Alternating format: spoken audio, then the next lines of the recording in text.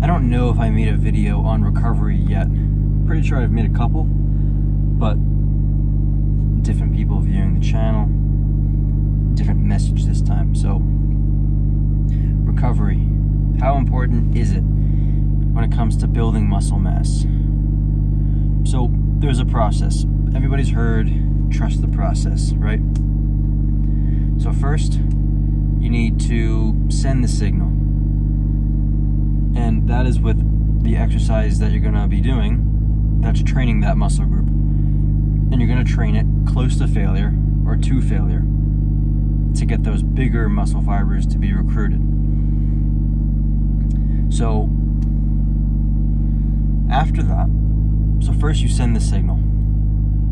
The body says, okay, the muscle fibers are damaged, and we need to recover these muscle fibers and get them back to baseline. So that's the first stage of recovery. That's what recovery really is. Recovery back to what it was. Now, after that, we call that super compensation. So basically, for it to go back thousands of years to how our brains are wired for survival, if you are running away from a lion or fighting another person, let's say you kill that person or you get away from the lion, your body is going to adapt to that stress to become stronger or faster. So when you get into that event again, because it's thinking about survival, I need to make sure I'm strong enough for this to happen again, then you'll survive. So if you've got really good genetics, you'll grow more muscle or you'll become faster than other people. It's relative. But everybody can become faster or put on muscle, but the rate is different. So let's go over that again. Stimulate, which is the signal, right? So you're damaged now. You need to recover back to baseline. And then, so maybe that takes, let's just say it takes 2 days to get back to baseline. If we're just going to go by a general feeling, the day after, you're sore, but you overall feel recovered. You're not exhausted, you just slept a full night. So a day or two, recovery, and then you super compensate after that to put more muscle tissue on top of what you previously already had. If the signal was sent accurately, which means your form was good up until those last couple of reps, or even after that. So your form can't just be good in the beginning of the set. It must stay accurate. I'm going to use the word accurate, which means the speed is the same, your concentration is the same during those last couple of reps, where the reps really matter. The beginning reps matter too, but the ending reps are what really is going to send the signal to put on more muscle tissue after you recover and get back to that baseline. So that's the process. What happens if you don't follow the process? Well, you're going to short circuit the signal. And when I say short circuit, I mean train that body part again. Because if let's say you train legs, for example, one day, on Monday, let's just say, just using a day. And then on Tuesday, you go in and you do chest.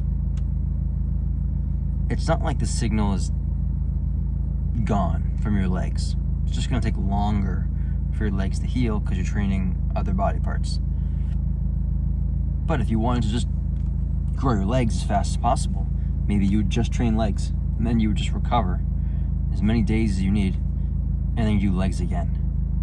But you just wouldn't train anything else. That's the problem. So obviously you want to develop everything, but you'll see this with people that want to grow a certain body part faster than others, some pro bodybuilders who will dial down the frequency or number of sets on one body part so that they can do another body part that they want to grow faster or catch up. Usually it's catching up to the rest of their body. They can do more sets in the same workout, or they can do it sooner than if they were just training everything the same. So they dial back one body part so that they can train that body part more. So this is maintained, and then they can grow this one faster because they're sending more stimulus over time. So that was a little bit of a sidetrack there, but information that I think would help somebody out there. So anyway, what happens if you short circuit the process by training that body part again too soon? Oh, so this is interesting. So you do legs on Monday. Let's say you take, I guess you can come in the next day. Let's just come in the next day, Tuesday. Any day before full recovery and super compensation, you're doing more than you need to because muscle tissue hasn't been added yet, or hasn't been added to its maximum potential. So you've disrupted the process basically. Any day before full recovery and super compensation. You don't really know when this is. Best way to know is to just keep adding sets or keep training it sooner. As in, maybe you're training your body part once a week. Okay, let me see if I can do it every 6 days. Okay, let me see if I can do it every 5 days. You keep going until you can't recover properly. What's the best way to know? Well, if you're going to do progressive overload with micro plates, for example, then you're just not going to be able to put on more plates, more weight. Can you go by a feeling? I just don't feel full. I just don't feel like the signal is being sent really strong to contract those muscle fibers. You could, and that can be pretty accurate once you're aware enough of, or have enough awareness to know whether a body part is ready or not. What's interesting about this is that the next day you could come in and do the same movement, even if you just destroyed it the day before. And you could be pretty strong still, but that doesn't mean,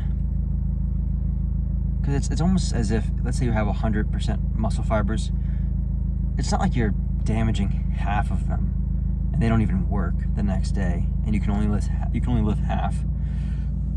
Maybe you've only damaged 10%, and the next day you can still come in and do something pretty close. But if you waited until full recovery and super compensation, that's when you can lift a little bit more. This is all theory in my own head that makes sense. Because I always wondered how you could just go into the gym the next day and you could train that body part again and get a pretty good workout.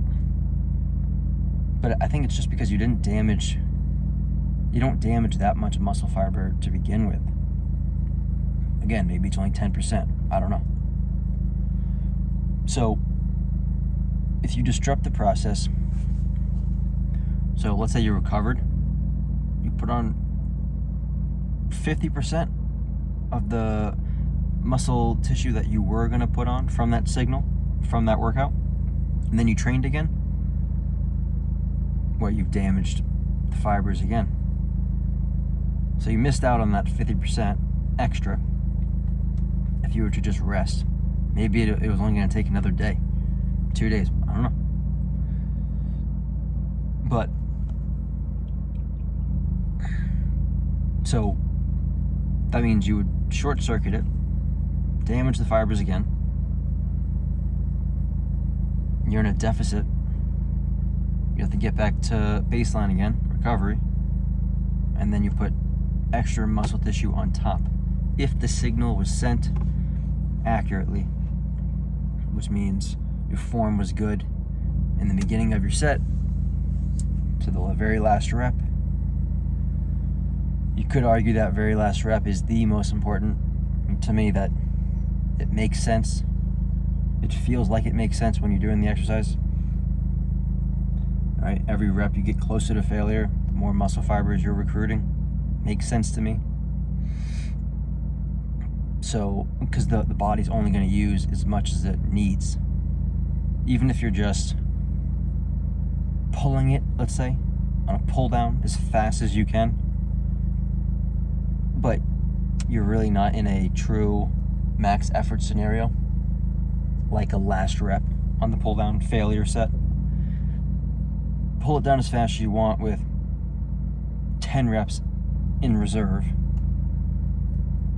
I just don't think the body will recruit everything just because you're pulling it down as fast as you can, because it's not really in a life or death scenario where it needs to activate everything, such as that last rep on the pull down, true failure rep.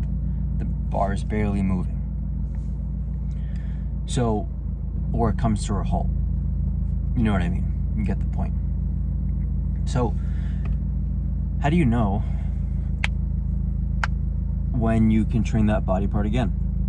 It's different for everybody. This is what I want to leave the video off with.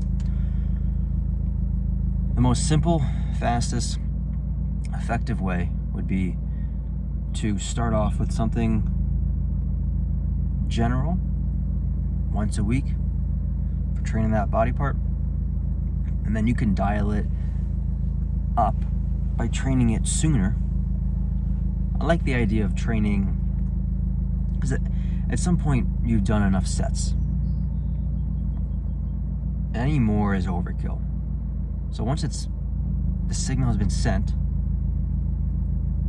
go home and recover, and then get in as soon as you can again. Once you've recovered, super compensated, and then you can do that again. So it's not like you can just go in once a month and do 100 sets of back or whatever body part, and then just say, you know what, I'm good for the month now. Because you didn't need that much to begin with. How many sets can you do and still get more stimulus? It's different for everybody. You gotta just try it. So, to me, that's the fastest way to figure that out. You can listen to a bunch of different people. One person will say once a week, failure training, you have to go to failure. Someone else will say, oh, you can train chest every other day if you want. Leave a couple reps in the tank.